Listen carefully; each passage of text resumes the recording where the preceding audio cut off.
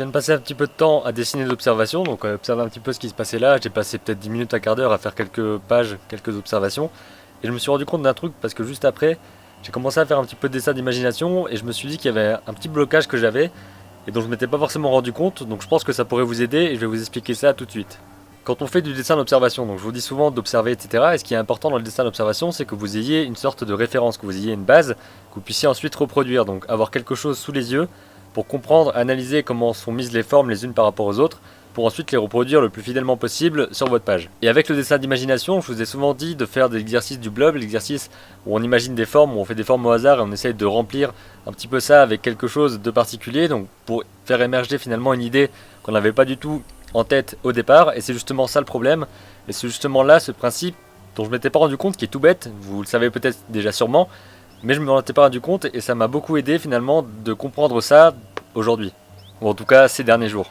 C'est que pour le dessin d'imagination, il faut absolument appliquer les mêmes choses que pour le dessin d'observation, c'est-à-dire avoir quelque chose sous les yeux pour ensuite le reproduire au mieux.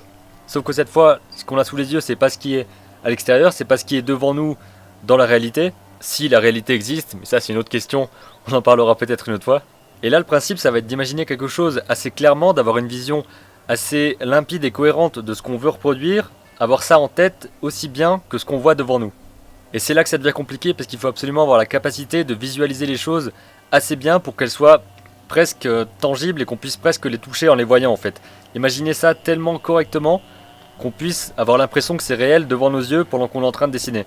Pour dessiner d'imagination, ce qu'il faut c'est reproduire ce qu'on voit, reproduire ce qu'on a imaginé dans notre esprit le plus clairement possible et pas seulement faire des choses un petit peu au hasard en faisant des formes aléatoires et en voyant ce que ça donne par la suite. On peut le faire, mais j'ai envie de développer quelque chose de différent, quelque chose de plus concret, de plus intéressant et qui je pense me permettra de développer encore plus ma capacité de dessin.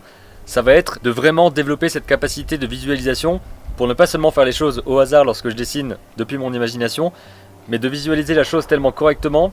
Et je l'ai déjà dit plein de fois, mais c'est le concept que je veux faire passer dans cette courte vidéo, c'est d'imaginer la chose à tel point que vous avez juste à la reproduire. C'est comme recopier un modèle, sauf que cette fois le modèle, il est dans votre tête. C'est un blocage que j'avais, en tout cas j'ai l'impression, j'y pensais pas spécialement, mais maintenant que j'ai compris ce truc-là, j'ai l'impression de voir les choses différemment. J'essaie de me concentrer au maximum lorsque je dessine l'imagination maintenant, de me concentrer pour me dire à quoi ressemble l'entièreté de ce que je veux dessiner. Si je dessine un personnage, à quoi il ressemble, quelle est sa pose, quels sont les détails sur ses vêtements, quelle est son expression, la visualiser extrêmement bien pour ensuite la reproduire directement sur le papier. Et c'est pas du tout évident, je commence à peine à m'entraîner à faire ça régulièrement, donc je vous invite à faire un petit peu la même chose. Si vous saviez déjà ça depuis le début et que ça n'a jamais été un concept bizarre pour vous, n'hésitez pas à le dire dans les commentaires et à dire comment est-ce que vous pouvez faire pour dessiner d'imagination lorsque vous le faites. Mais en tout cas, je pense que ce blocage que j'avais peut faire quelque chose de mieux et peut permettre de dessiner mieux. Si ce conseil vous a aidé, n'hésitez pas à le dire dans les commentaires. Moi, ça m'a aidé perso, donc je me suis dit que j'allais le partager avec vous.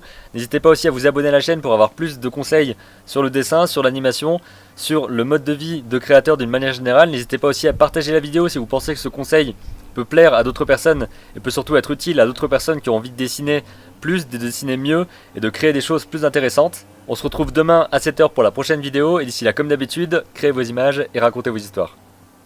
Je commence à prendre le réflexe cette semaine de prendre le réflexe. L'appareil photo s'appelle réflexe. Partout avec moi pour pouvoir filmer différentes choses, tester des différents timelapses, tester différents plans, tester différents montages. Parce que ce dont je voudrais vous parler aujourd'hui, ainsi que d'autres choses, c'est vous parler de comment est-ce que je monte mes vidéos en fait.